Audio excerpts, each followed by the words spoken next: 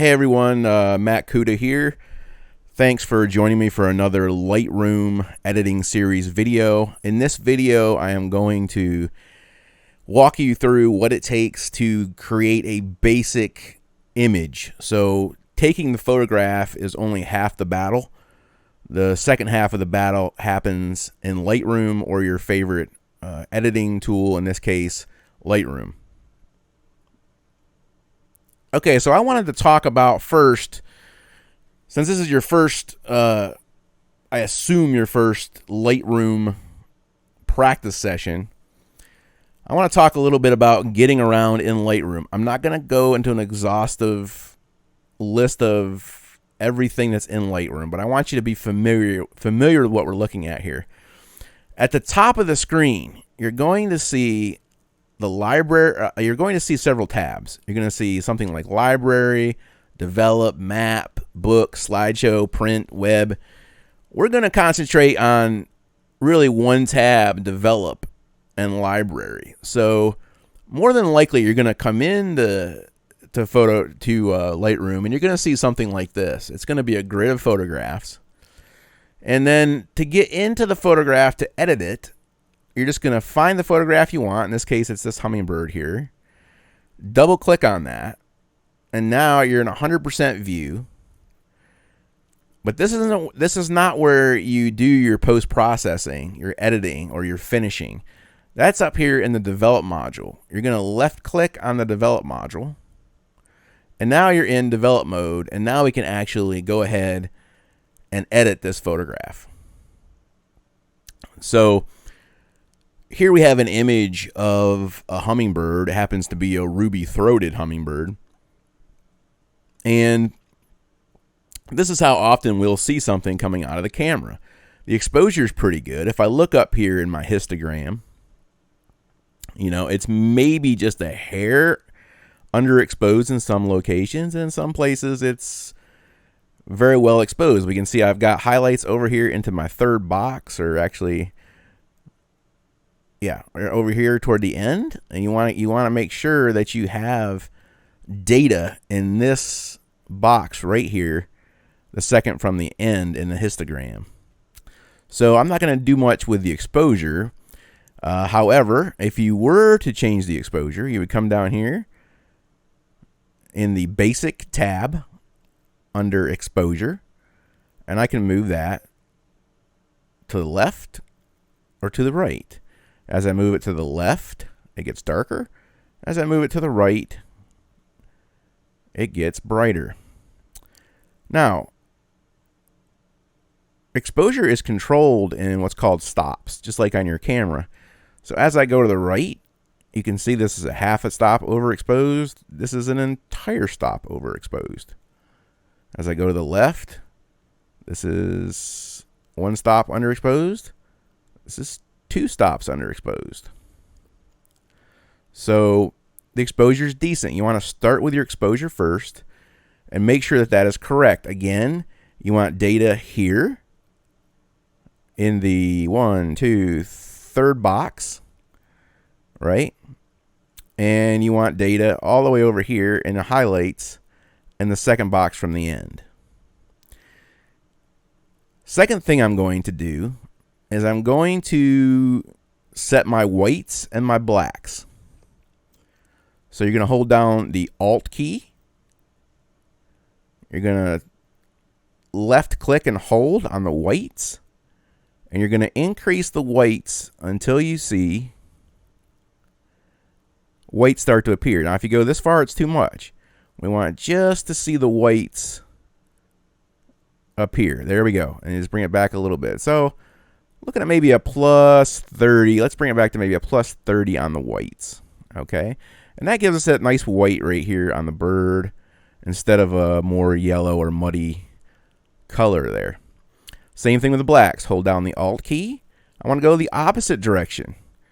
Okay. If I go to the left, my blacks get more dense. As I go to the right, the blacks disappear. I want the blacks to be just barely disappeared. So that's going to be a plus 23 on the blacks. Okay. Now, Now I want to look, at this point I have the right exposure. I have my white and black points set. Now I want to look at what else needs to be done here. Well, the background looks pretty good actually. You want to zoom in on the background first. You want to look and make sure that the noise is not extremely prevalent. And in this case, I don't have a very noisy image, so I'm not going to do much to the noise. Next, I want to look at, the entire image, and I want to say, okay, how do I want this to look? Do I want the bird down here? Do I want all this space up here in the top left corner? As a viewer looks at your photograph, they're attracted to first the lightest parts of your scene. Well, we know that's going to be the bright bird. It's going to be this flower in the background here. It's going to be up in here in these flowers. So, and your eye is going to travel in a Z. So it starts in the top left corner, goes to the right, travels down to the left corner, and across. So with that in mind, I would like to crop this image. So I'm going to crop, and this is normal. Wildlife photography, it's completely normal to crop your images. It's expected. When you have a critter this small, you cannot, it's very difficult to get it full frame. And so cropping is expected. So I'm going to click on the crop overlay tool up here. It looks like, a couple rulers kind of stuck together in a square. And that's going to create this grid. Now with this grid, I just simply go up to the top left corner, I click it, and hold with my left mouse button, drag down, and I'm going to stop right about there. Okay? I'm going to hit enter, or the return key, whichever you want to call it. And now I can see I have a little bit more pleasing image, but is this really still what I'm looking for? There's a lot of stuff over here. We've got a lot of, we've got some flowers that don't look very good and so on and so forth. So maybe I want to go back and crop a little bit more. So I click on the crop tool. I can readjust where the bird is. I'd really love to have this red flower up here if possible. So I started thinking, how can I do that? If I go like this and I start repositioning, I'm going to lose that flower. I can try changing the crop to different one, maybe an 8x10. Maybe I'd be able to do it with an 8x10. So, oh, okay, I kind of can. I can get that up in there with an 8x10. Okay, and I'm like, I kind of like that now. That's kind of what I was looking for. And I'm going to hit enter. And that's the crop that we're going to work with. And now you can see the subject itself is much more prominent in the scene. I haven't cropped it so much that it's not going to be useful. So I've only cropped a little bit here. It's not too bad. So that's another thing you need to be careful of. You don't want to crop down like this. If I crop this like this, and I'm like, I only want to see the bird, right? So I crop it like this. You're going to run into a lot of problems with low resolution here because I've cropped down so far that essentially, if I were to look at this now, I am cropped down to probably a 7 megapixel image from 24. So that's a problem, right? So click on the crop symbol again. I'm going to bring it back. What I'm going to do is Control Z, which is undo. Hold down Control, hit Z again. Hold down Control, hit Z again. Hit Z again. Until I get back to the crop that I wanted. Okay. So this is what I want it to look like right here. Now, there's some other things about this image I don't like. One of them is I would kind of like to see the side of the bird's head a little bit better here. So I'm going to zoom in, and the way we zoom in is there's two ways. I can either, if you'll notice, right now, my cursor is has a plus symbol on it, and it looks kind of like a magnifying glass with a plus symbol. So if I hold over the area I want to zoom into and I left click once, right, I'm down into the actual bird at 100% now. Now, the lens did a fairly good job of keeping it sharp, but one thing I want to do is I want to lighten up this eye just a little bit, and I want to lighten up the gorget here of the bird. Okay, so I'm going to click on this symbol here, which is a masking symbol. And this is something that has changed dramatically in this version of Lightroom Classic. So that's something you want to be aware of. As I click on this, you'll notice that I now have all these selections. And this is totally different from the old version. What I'm going to do, I'm going to click the brush right here, or hit K. Now I have a mask window. And you just think of this is a basic introduction. So just think of this as just a brush like you're painting with. Don't think of it so much as masking, although that's what it is. Think of it, I'm not even going to talk about what masking is really in this video. This is a brush. We'll think of this as just a brush. So I am going to want to raise the exposure on that brush. So down here in my brush properties, I'm going to find exposure, and I'm going to bring it up just a little bit to maybe like a plus 20. And then, using circular motions, by the way, if you want to make the brush larger, you use your center mouse wheel and zing it up. If you want to make it smaller, you pull it back. And then in circular motions, I'm going to hold down the left mouse button, and I'm going to make this just a hair bit lighter right here. Okay. I'm going to come back here on his head a little bit, and I'm just going to add a little bit. Also called dodging. That's what we're doing here. This is called dodging. And now, what happens if I want to reposition where I am while the brush is activated? All I have to do is go over here to the left in the navigator window. You'll notice that my cursor changes to a cross. Left mouse, hold down, and I can move around on the image. Okay. And I want to check the bird, and I want to make sure that there's no other places that need to be adjusted. Currently, not a whole lot. So I'm not going to make any other changes. Now, I can easily just go back to where I was. Now suppose, okay, I'm done. Now how do I get back out to the view, the original view? All I have to do, come over here to the navigator, double click, and it zooms out. Okay. There's another way to do that. If I'm over, let's say I'm zoomed into the bird, okay. I can also go up here in the navigator and I can click the fit button, and that will make the image fit. Now I'm not done with this image. There's more I want to do here. The next step I want to do is I want to lighten up some of these flowers here so it's not quite so bright. So in order to do that, I'm going to click done because the other brush, I'm done with that now. I'm going to go back up. I'm going to click on the masking icon here again. I'm going to come in here to the plus symbol on the right side of the screen.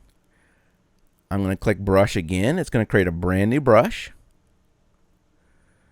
And I'm going to come up here. I'm going to make the brush larger by using the mouse wheel. Or if you don't have a mouse wheel, you can use the right bracket and left bracket on the keyboard.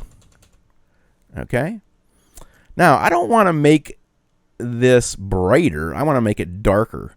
So I'm going to come over here, also called burning or burning in the photo processing world. I'm going to click and hold on my exposure. I'm going to bring it back to a minus 39. And in circular motions, I am going to go up here and burn this in. and just darken this area. Now, maybe I went too far. Maybe I don't like it. You can always click Control Z, okay, and go back to the way it was. Okay, let me create that mask again because I do want to continue with this. I'm going to try bringing it back to maybe a -23 this time. And I'm going to hit these hot spots. And you can do this by clicking, just left clicking and letting up. Left click and let up. Left click and let up. And what happens is you're kind of slowly painting darkness into here. Okay, and these hot spots. Sometimes you'll find that when you paint the hot spots, they look worse, and sometimes they look better. And that's just one of those things where it's just trial and error. Now, I tried to pick a subject here that wasn't going to be too difficult for your first lesson here. So this is kind of part one of this. And so I've got that a little darker now.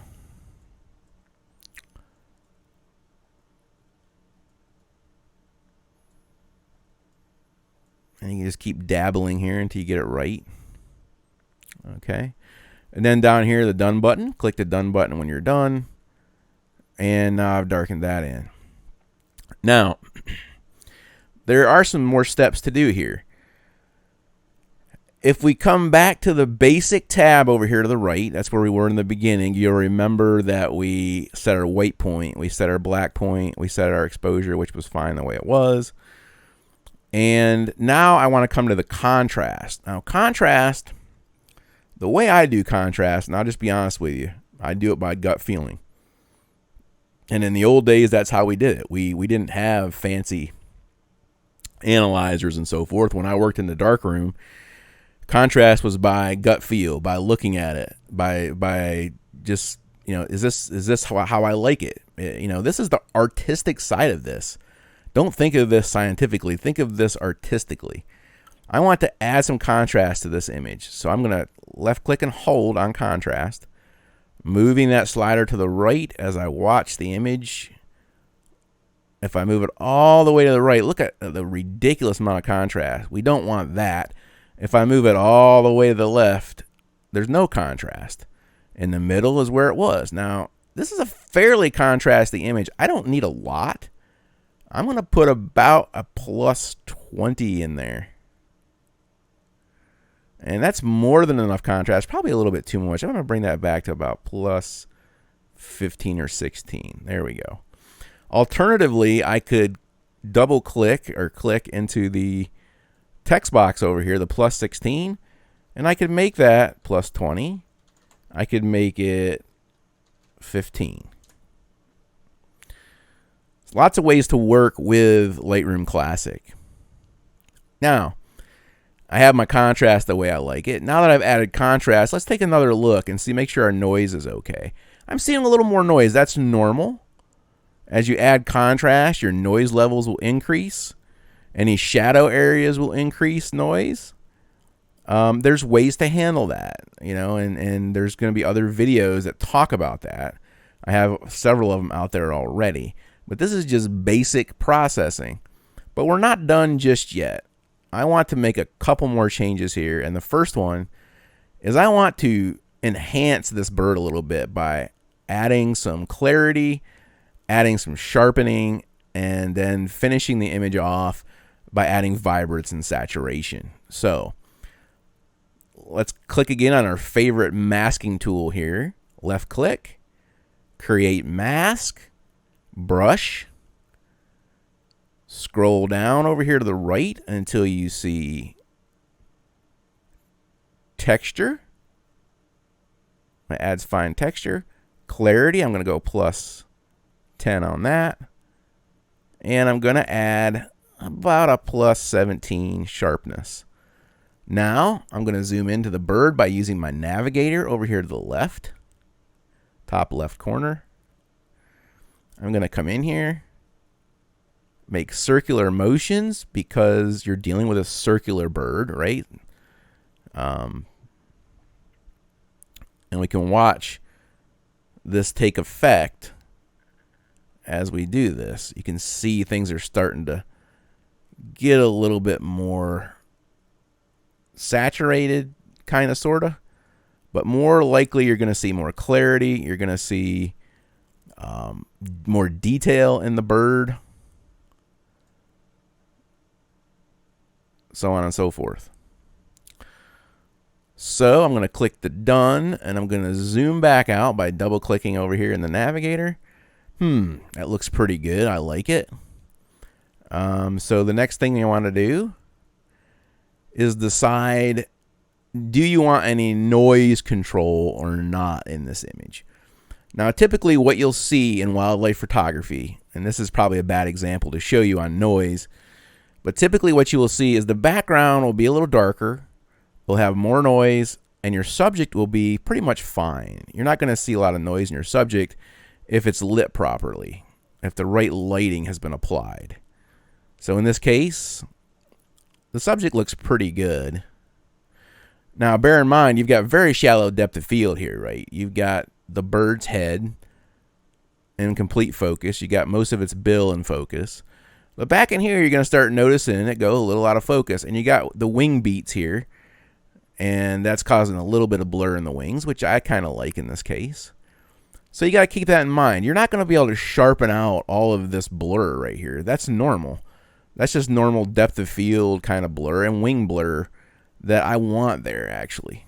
So don't worry about that type of thing. That type of thing you're not going to be able to fix. All right. So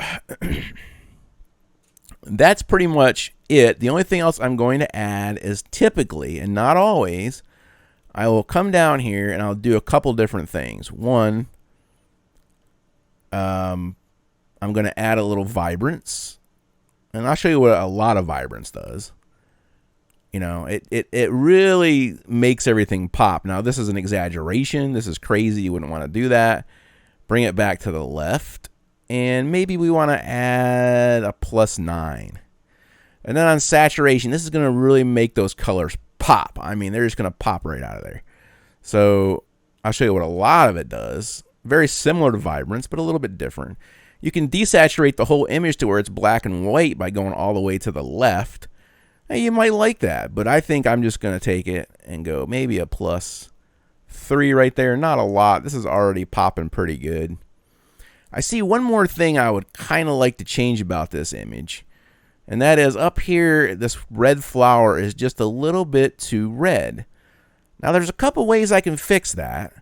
I can create another brush mask and actually lighten that up, or I can come down here into the HSL color tab, select luminance, and actually bring that red back. You can see I already did a little bit. This was the original red. Now I'm going to bring that back a little bit and watch how that red, you can make the red just go to absolutely nothing, or you can make it look more realistic and maybe do, we'll do a -18 red on that. I think that looks pretty good. That is basic processing in a nutshell. The image should look finished. It should have contrast. It should have sharpness. It should have depth of field where you can see the out of focus background. It should have not a ton of noise, which this image does not. This thing, in my opinion, I would be happy making a print of this, selling it, whatever. It's pretty much ready. You know, in an advanced type of setting, if I were going to take this a step further, you could do things like removing this flower right here under his chin from there. It's kind of distracting. You could come up over here and remove this flower that's kind of dying here in Photoshop. I mean, there's all kind of things you can do. You can darken the background. You can, crop it a little bit differently, of course. Any number of these things. So that's it in a nutshell. I want to thank you for watching this video. I hope it helps, and I hope that you'll stay tuned for other videos in the future. Bye-bye.